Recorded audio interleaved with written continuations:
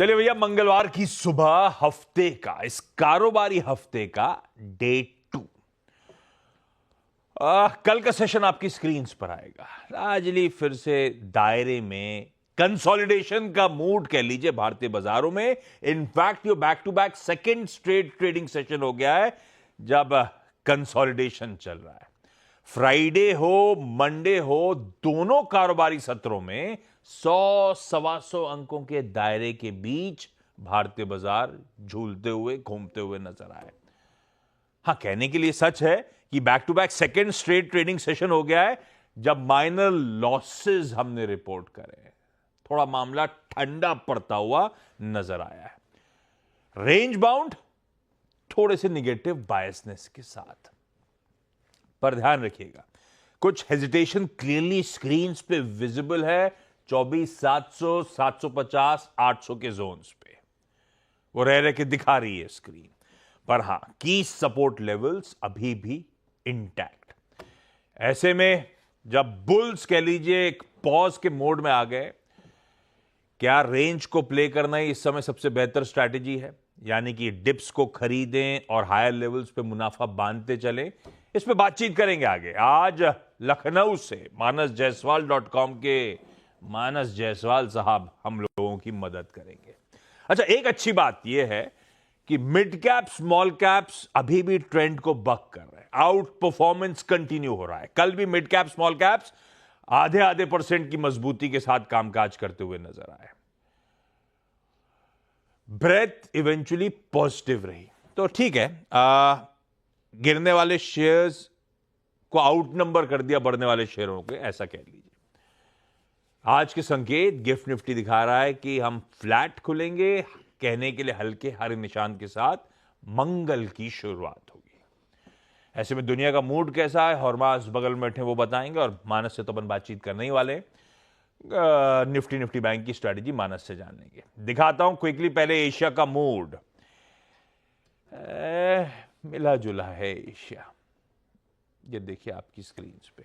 US का handover थोड़ा सा ठंडा था, आधे % से 2/3% कल के सेशन में दबाव था। तो अच्छे मूव्स के बाद थोड़ा सा कह लीजिए ऊपरी स्तरों पे या रिकॉर्ड हाई से थोड़े से ठंडे पड़े, हल्की मुनाफा वसूली देखने को मिली। और आज सुबह के फ्यूचर्स लार्जली फ्लैट ट्रेड कर रहे हैं। तो तब और आपकी पहली प्लेट दिखा देता हूं, जहां छोड़ के गए थे डाउ वहां से दबाव में नजर आएगा आपको, बाकी बेंचमार्क्स उसी के इर्द गिर्द, इवन नैस्डैक दबाव में। ये देखिए स्क्रीन पे, तो कुछ दबाव डाइजेस्ट करना है उस लिहाज से गिफ्ट निफ्टी तो फिर भी ठीक ठाक संकेत दे रहा है। पर हॉर्मास, गुड मॉर्निंग आपको।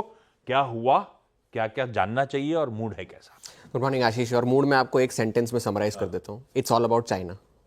जो कुछ भी कल से हो रहा है वो चाइना के जो सारे अनाउंसमेंट्स, घोषणाएं हुई है, उन सब के रिएक्शन से हो रहा है। उनके एक्शंस का रिएक्शन हमें देखने मिल रहा है। चाइना में वो पॉलिट ब्यूरो की जो मीटिंग हुई थी वो अभी वो खत्म हुई है। अब और एक बैठक होने वाली है इस हफ्ते। तो वो कल की जो घोषणाएं हुई थी उस वजह से ये सारे एक्शन रिएक्शंस हमें देखने मिल रहे हैं। और यूएस के बाजार तो कोई चिंता की बात नहीं है, रिकॉर्ड लेवल से थोड़ा सा नीचे आए हैं। डाउ का अंडर परफॉर्मेंस जारी है। पिछले 6 सेशंस में से 5 में गिरावट देखने मिली है हमें डाउ में। कल भी 250 अंक की गिरावट देखने मिली हमें डाउ में। मगर अब हम ये भी नहीं कह सकते कि एनवीडिया डाउ का हिस्सा नहीं है, इसलिए डाउ ने अंडर परफॉर्म या आउट परफॉर्म करा, बेहतर करा, क्योंकि अब तो वो डाउ का भी हिस्सा है। कल एनवीडिया के शेयरों में गिरावट देखने मिली। इस वजह से तीनों बेंचमार्क्स में हमें एक सरी की गिरावट हमें देखने मिली। पर गिरावट क्यों आई एनवीडिया के शेयरों में? 3% की गिरावट हमने देखने मिली क्योंकि चाइना का जो मार्केट रेगुलेटर है उन्होंने एनवीडिया के खिलाफ एंटी मोनोपोली इन्वेस्टिगेशन जो है वो उसकी शुरुआत करी है, जांच शुरू करी है। वो इसलिए क्योंकि एनवीडिया ने 2019 में मेलानॉक्स नाम की कंपनी के अधिग्रहण की घोषणा की थी और 2020 में जो है वो उसका अधिग्रहण जो है वो पूरा किया था। लगभग $7 बिलियन का वो अधिग्रहण था। और उस वजह से जो चीन के जो रेगुलेटर्स हैं उन्हें लग रहा है कि उन्होंने उसमें एंटी मोनोपोली जो लॉज है उनका उल्लंघन किया है, लिहाजा उस पर ये जांच शुरू की गई है। इस वजह से एनवीडिया के शेयरों में गिरावट आई। आप कह सकते हैं कि ये एक जैसे को तैसा, टिट फॉर टैट या नैले पे दैला आप कह सकते हैं, क्योंकि अमेरिका ने भी ये सारे जो चिप कंपनीज है उनके निर्यात पर रोक लगा रखी है। चाइना के जो मिलिट्री फर्म्स है उनको आप बेच नहीं सकते, जो क्रिटिकल चिप्स है, तो उस वजह से भी आप कह सकते हैं। मगर जो जहां कमजोरी नहीं दिखी वो जो चीन से संबंधित जितने स्टॉक्स हैं उनमें कल जबरदस्त उछाल देखने मिला यूएस के बाजारों में। अलीबाबा के शेयरों में 7.5% का उछाल देखने मिला। पिंडुओडुओ जो है पीडीडी, उनके शेयरों में 12% तक का उछाल देखने मिला था। और नैस्डैक का जो गोल्डन ड्रैगन चाइना इंडेक्स है जो कि चीन की कंपनियों को अपने में शामिल करता है, उसमें एक बार तो 10% की उछाल देखने मिली थी और 8.5% के उछाल के साथ वो बंद हुआ। और जो चीन से जुड़े हुए जो स्टॉक्स है जो नॉन चाइना रिलेटेड भी है, एस्टी लॉडर आप कह लीजिए, रियो टिंटो यूरोप में जो ट्रेड करता है उसमें कल 4.5% का उछाल देखने मिला था। सो चाइना से रिलेटेड सारे जो स्टॉक्स है उन्होंने कल बहुत अच्छा किया। पॉलिट ब्यूरो ने कल बहुत सारी घोषणाएं की। जो सितंबर में जो घुमा फिरा कर जो बातें कर रहे थे, कल कुछ निकल कर नहीं आया था, मगर कल जो है बहुत डायरेक्ट, बहुत सटीक बात उन्होंने करी है। जो पॉलिट ब्यूरो, जो 24 सदस्यों का जो पॉलिट ब्यूरो है उनका, जिसकी अगुवाई खुद शी जिनपिंग करते हैं, उन्होंने कल ये घोषणा करी कि वो मॉडरेटली लूज मॉनेटरी पॉलिसी इख्तियार करेंगे 2025 में। ये 11 साल के बाद पहली बार जो है, या पहली बार 12 या 13 साल के बाद पहली बार जो है पॉलिसी स्टांस में शिफ्ट हमें देखने मिल रहा है चीन में। पिछली बार जब हमें ये मॉडरेटली लूज पॉलिसी जो देखने मिली थी वो 2008 से 10 के बीच में हुई थी, जब फाइनेंशियल क्राइसिस हुई थी, रिसेशन जब आया था, तब इस तरह की पॉलिसी का उन्होंने इस्तेमाल किया था। और उसके बाद 2011 के बाद अब ये पहली बार दरें काटेंगे, ब्याज दरों में कटौती होगी, लिक्विडिटी डाली जाएगी। हाँ, ब्याज दरें काटी जाएंगी, वो बड़ा टेक अवे है, वो एक बात है। और जो मांग है चाइना में, अभी भी कंजम्पशन जो है वो बहुत ही कमजोर है। कल महंगाई के आंकड़े जो आए थे वो भी अनुमान से कमजोर थे। जो पॉलिट ब्यूरो ने यहां भी कहा कि हम जो मर्जी हो वो करेंगे, मगर कंजम्पशन जो है वो बढ़ाना है हमें। इस वजह से ये सारे जो एस्टी लॉडर और ये सारे जो लुई विटॉन के जो शेयर है उनमें कल उछाल देखने मिला। अब आगे क्या? और अगर उन्होंने, पॉलिट ब्यूरो ने ये भी कहा कि जो 5% के उनके जो ग्रोथ के जो टारगेट्स है वो हम आसानी से हासिल कर लेंगे इस साल, और अर्थव्यवस्था को है वो हम और खोलेंगे, विदेशी निवेश के लिए स्थिरता लाएंगे उसमें, वो भी पॉलिट ब्यूरो ने कहा। उस वजह से भी अब जो है आज सुबह भी चीन के बाजार उछाल के साथ खुले हैं। CSI 300, शंघाई दोनों 3-3% के उछाल के साथ खुले हैं और कामकाज कर रहे हैं। अब आगे क्या जो है, अब वो सेंट्रल इकोनॉमिक वर्क कॉन्फ्रेंस जो है उस पर नज़र होगी, उसकी बैठक होने वाली है इस साल, इस हफ्ते। और जो है मक्वारी की एक नोट थी, उन्होंने कहा कि चीन के जो इस बार के जो स्टेटमेंट्स आए हैं वो, इससे ये जाहिर होता है कि वो कुछ भी करने के लिए तैयार है ट्रंप के आने से पहले, उसे काउंटर करने के लिए। अगर ट्रंप के आने के बाद भी क्या क्या कर सकते हैं उससे, मगर आप इसकी उम्मीद मत लगाइए कि कोई बड़ा स्टिमुलस अभी के अभी आने वाला है, इसकी उम्मीद आप मत लगाइए, मैक्वारी का कहना था। चीन के इन घोषणाओं के बाद बेस मेटल्स, तेल, सोने, सबकी कीमतों में उछाल हमें देखने मिला, तो ये एक अच्छे संकेत थे। अब चाइना में जो ट्रेड डेटा आने वाला है उसका हम इंतज़ार कर रहे हैं कि जब ट्रेड डेटा आएगा उस पर क्या निकल कर आता है उसमें से। और कल अमेरिका में महंगाई के आंकड़े आएंगे और 2.7% का अनुमान है, जो अभी भी 2% के लक्ष्य से काफ़ी दूर है। पिछले महीने 2.6% था, तो वो देखने वाली बात होगी। तो फिलहाल के लिए यूएस से हैंडओवर थोड़ा कमज़ोर है, मगर चीन के जो सारे जो है स्टॉक्स वो मजबूती के साथ कामकाज कर रहे हैं और मेटल्स पर ध्यान देने की ज़रूरत है। इन सब के बीच में मेटल्स पे ध्यान दीजिएगा आज। ठीक है, मतलब ग्लोबल हैंडओवर ऐसा कोई नहीं। यूएस अगर ठंडा दिख रहा है तो रिकॉर्ड हाई से थोड़ा बहुत पस पड़ा होगा, ऐसा कुछ कोई ऐसी चिंता वाली बात नहीं। ठीक है, तो ग्लोबल हैंडओवर बढ़िया है। वैसे हमें एक और चीज पे रिएक्ट करना है।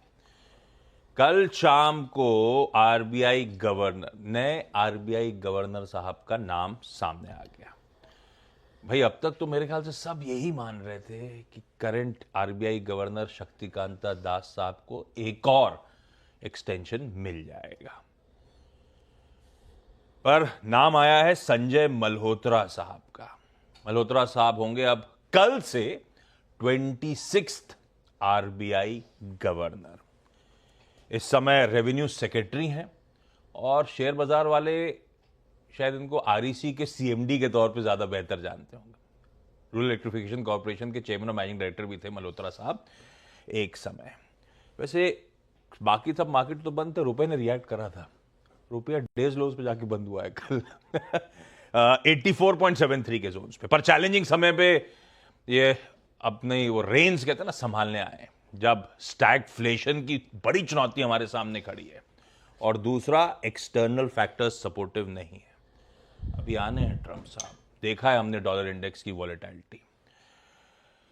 पर ठीक है, पता नहीं व्हाट प्रॉम्प्टेड कि संजय सर को अपॉइंट करा गया। क्या पता शक्तिकांता दास साहब के लिए कुछ बिगर रोल हो, who knows, the next finance minister, पता नहीं। ठीक है, देखेंगे। लेकिन कल से वो आरबीआई के दफ्तर में आपको 18वें माले पे बैठे हुए कोने के ऑफिस में नजर आएंगे। मानस के पास जाऊं उससे पहले जरा समीकरण दिखा देता हूं।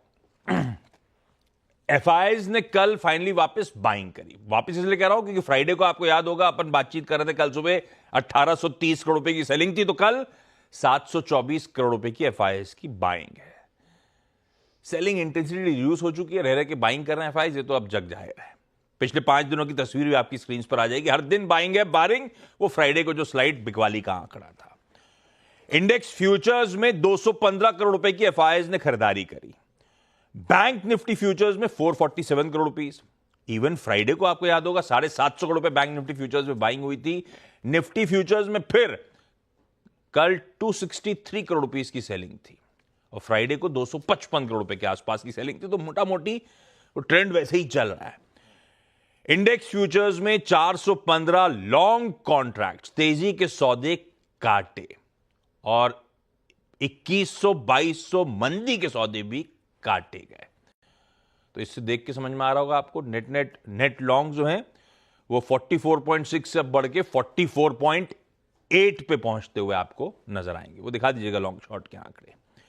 इंडिया विक्स की कल सुबह में जिक्र कर रहा था, 2.5-3% दबाव था, उसके ऊपर कल फिर 1/4% दबाव के साथ बंद हुआ इंडिया विक्स 14.11। तो ये तो खैर बुल्स के लिए एटलीस्ट इंडेक्स कंफर्टिंग नजर आएगा आपको। और बिल्डअप में भी, क्योंकि कल फिर एक रेंज बाउंड सेशन था, बिल्डअप में भी कोई बदलाव नहीं है। मैक्स ओआई इस वीकली कॉन्ट्रैक्ट मतलब परसों जो एक्सपायर होने वाला है, 24,700 का कॉल सबसे तगड़ा ओआई होल्ड करता है। लाइकवाइज 24,500 के पुट पे तगड़ा ओपन इंटरेस्ट का बिल्डअप बना हुआ है। खैर अब मानस बताएंगे अप्रोच रखा क्या जाए। ये जो बुल्स एक पॉज के मोड में आए हैं, इसमें हमारी रणनीति क्या होगी। मानस, गुड मॉर्निंग साहब। निफ्टी बैंक कैसे स्ट्रेटेजाइज करूं आज मंगलवार के लिए? Good morning Ashish ji. तो देखिए ये पॉज जरूर है लेकिन अंडरटोन बुलिश बना हुआ है। पिछले दो दिनों से हम कंसोलिडेशन देख रहे हैं। हमें ये भी ध्यान रखना है कि पिछले हफ्ते डेली चार्ट पे एक inverse head and shoulder pattern का ब्रेकआउट देखने को मिला है और जिसके टारगेट 25,200 से 25,300 की रेंज में आते हैं। तो मेरा समझना है कि केवल एक पॉज है, अंडरटोन बुलिश है। अगर ट्रेड लेना होगा तो वो लॉन्ग साइड पे आज भी होगा। केवल आपको एक स्तर का ध्यान रखना है, 24,700 के ऊपर निफ्टी सस्टेन करना शुरू करे तो एक लॉन्ग ट्रेड ले। 24,624 के स्टॉप लॉस से खरीदारी करेंगे उस केस में, और कम से कम 24,850 के टारगेट सेट करेंगे। ध्यान रखिए 24,700 के ऊपर खरीदारी करनी है। पैटर्न की बात करें तो बैंक निफ्टी का पैटर्न भी पॉजिटिव है। हालांकि एक बहुत ही इंपॉर्टेंट रेजिस्टेंस के आसपास बैंक निफ्टी अब आने लगा है। 54,000 से 54,500 इस रेंज में एक स्ट्रॉन्ग रेजिस्टेंस है। बट फिर भी क्योंकि जो शॉर्ट टर्म चार्ट्स हैं वो अच्छे लगते हैं, हाई टॉप्स हायर बॉटम्स का बैंक निफ्टी में ट्रेंड है, मेरे ख्याल से यहाँ पर भी खरीदारी करनी चाहिए। लेकिन यहाँ पर भी आपको एक स्तर ध्यान रखना है, 53,650 53,650 के ऊपर खरीदारी करेंगे। 53,350 का स्टॉप लॉस लगाएंगे उस केस में, और फिर आप टारगेट सेट कर सकते हैं 54,300 54,300। लीजिए भाई साहब, मन खरीदारी करने का है, पॉज जरूर है, पर अभी भी भारतीय बाजारों का अंडरटोन बुलिश है। कंडीशनल बाय है मानस का निफ्टी पे। कंडीशन ये 24,700 के टेरिटरी के ऊपर चलना शुरू हो, 24,624 पे आप लगाइए एसएल और 24,850 तक के। मेरे को तो 640 सुनाई दे रहा था। हमारा 640 था ना स्टॉप लॉस? 624 620 लिखा है फिर, 24,624 का एसएल और 24,850 तक के टारगेट्स। निफ्टी बैंक के लिए हो सकता है 54,000,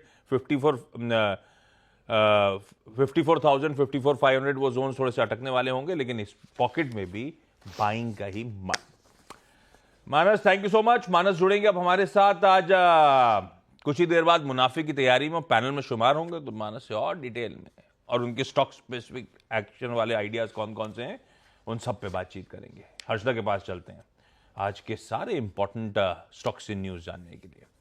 Harshada, good morning. Good morning Ashish. शुरुआत सिंजीन के साथ होगी, जहां पर दरअसल बायोकॉन लगभग 2% स्टेक ऑफलोड करती हुई दिखाई दे सकती है आज ब्लॉक डील्स के जरिए। जो इंडिकेटिव प्राइस है वो 825 रुपए प्रति शेयर के आसपास आ रही है, जो लगभग 4 to 9% के डिस्काउंट पर रहेगी। 867 के आसपास कल ये स्टॉक जाकर टिकता हुआ दिखाई दिया था।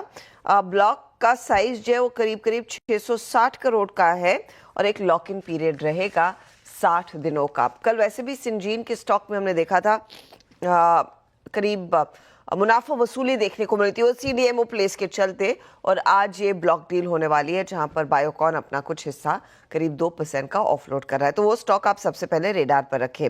दूसरी जो बकेट रहेगी वो मेटल कंपनियों की रहेगी, जैसे हॉर्मज और आप भी बात कर रहे थे कि देखिए चाइना के रूलिंग पॉलिट ब्यूरो ने अपनी मॉनेटरी पॉलिसी ओवरऑल लूजन करने का फैसला ले लिया। 14 साल बाद ये हो रहा है, तो इसका इमीडिएट रिएक्शन जो है वो मेटल प्राइसेस पर आता हुआ जरूर दिखाई दे सकता है, क्योंकि चाइना अब समझ गया है कि उनकी इकोनॉमी को बूस्ट की जरूरत है। अब हालांकि ये देखना होगा कि किस तरह का रिचार्ज होगा इकोनॉमिक ग्रोथ में, कितना अमाउंट दरअसल झोंकने को तैयार है इस समय पॉलिट ब्यूरो ओवरऑल इकोनॉमी को सपोर्ट करने के लिए, और इंटरेस्ट रेट्स वाकई में कितने कूल ऑफ होते हुए दिखाई देंगे। वो चीजें आगे उभर कर आएंगी, लेकिन मेटल्स पर एक इम्पैक्ट आ सकता है, तो नीजक रिएक्शन वहां पर एक ट्रेड के तौर पर आप ढूंढ सकते हैं, कुछ स्पाइक देखने को मिल सकता है, तो वो एक पॉकेट रहेगा जिस पर आपकी नजरें रहेंगी। दूसरा, भारत इलेक्ट्रॉनिक्स रेडार पर रखिएगा। 634 करोड़ के ऑर्डर की घोषणा यहां पर कंपनी ने की। Major orders basically Akash missile system के मेंटेनेंस के हैं, टेलीस्कोपिक साइट गन्स के हैं, communication equipment, jammers, electronic voting machine, testing station, spare services etcetera etcetera, ये सारी चीजें हैं। और कंपनी कह रही है कि इस समय क्यूमुलेटेड करंट फाइनेंशियल ईयर के लिए 8,828 करोड़ के ऑर्डर्स पर कंपनी बैठी है। साथ ही मेट्रोपोलिस ने एक एक्विजिशन अनाउंस किया है। 100% स्टेक कोड डायग्नोस्टिक्स में ले रहे हैं। 246 करोड़ के आसपास या 247 करोड़ का ये सौदा होगा। बेसिकली 60 दिनों में ये सौदा कंप्लीट होना है। स्ट्रेटेजिक एक्विजिशन कंपनी के लिए एडवांस कैंसर टेस्टिंग के मार्केट में एक बड़ी पहल मानी जाएगी, और यहाँ पर कंपनी अपनी महारत हासिल करना चाहती है। ध्यान रखिएगा कैश एंड स्टॉक की डील है ये, जहाँ पर 55% फाइनेंसिंग कैश से है, बाकी 45% एक इक्विटी स्वैप होगा। तो मेट्रोपोलिस आप रेडार पर रखेंगे। कल मेट्रोपोलिस में वैसे भी तेजी देखने को मिल रही थी। वोडाफोन आइडिया, तो वो दोनों एंटिटीज जिन्होंने इंडस टावर में हिस्सा बेचा था, उन्हीं को दरअसल शेयर इशू किए जा रहे हैं। उषा मार्टिन टेलीमैटिक्स को 700 करोड़ और साथ ही ओमेगा टेलीकॉम होल्डिंग्स को करीब करीब 1280 करोड़, तो इसके जरिए वो फंड इन्फ्यूजन होता हुआ दिखाई देगा। और इंश्योरेंस कंपनियों का डेटा जैसे आपने हेडलाइन में भी मेंशन किया, लाइफ इंश्योरेंस इंडस्ट्री में नवंबर प्रीमियम करीब 4.5% घटा है। निजी कंपनियों के लिए एक पिकअप देखने को जरूर मिला है। HDFC लाइफ के नवंबर प्रीमियम में करीब 13% का इजाफा, APE 3% बढ़ा है, रिटेल APE में भी इजाफा है। SBI के केस में 8% का ओवरऑल नवंबर प्रीमियम बढ़ता हुआ, मैक्स लाइफ के केस में 21% तक की वृद्धि देखने को मिली है। तो ये और स्टॉक्स रेडार पर रहेंगे। टाटा मोटर्स ने कह दिया है कि जनवरी ऑनवर्ड्स बाकी सब कंपनियों ने ऐलान कर दिया कि प्राइस बढ़ेंगे इनके व्हीकल्स के, तो इलेक्ट्रिक व्हीकल्स, पैसेंजर व्हीकल्स के दामों में करीब करीब 3% का इजाफा आ सकता है। ये रॉयटर्स के हवाले से कल शाम को खबर आई थी। अब तो सभी दिग्गजों ने अनाउंस कर दिया है 1 जनवरी से गाड़ियां और महंगी होंगी। अच्छा, जहां तक मेटल्स की बात है, चाइना के कुछ हद तक डेवलपमेंट्स कल स्टॉक मार्केट जब खुला हुआ था, पॉलिट ब्यूरो के अपडेट्स आ रहे थे, तो कल तो मैं क्योंकि कॉपर नोट डाउन करता हूं, डॉक्टर कॉपर देन इसीलिए कहते हैं क्योंकि अक्रॉस द बोर्ड मेटल्स का मूड वहां से रिफ्लेक्ट हो जाता है। कल इक्विटीज ने छोड़ा था 4.27 था इंटरनेशनल मार्केट्स में, इस समय 4.26 पे चल रहा है। तो ध्यान रखिए कल से आज के बीच में कोई ज्यादा मूवमेंट नहीं है। कल इंट्राडे में जरूर तगड़े मूवमेंट्स थे मेटल्स में, तो देखते हैं आज पूरा मेटल बास्केट कैसे रिएक्ट करता है, वॉच आउट करिएगा। क्विकली छोटा सा ब्रेक ले लेता हूं, ब्रेक के उस पर जब लौटूंगा तो आज का इवेंट्स कैलेंडर और साथ साथ कमोडिटी स्ट्रैटेजी।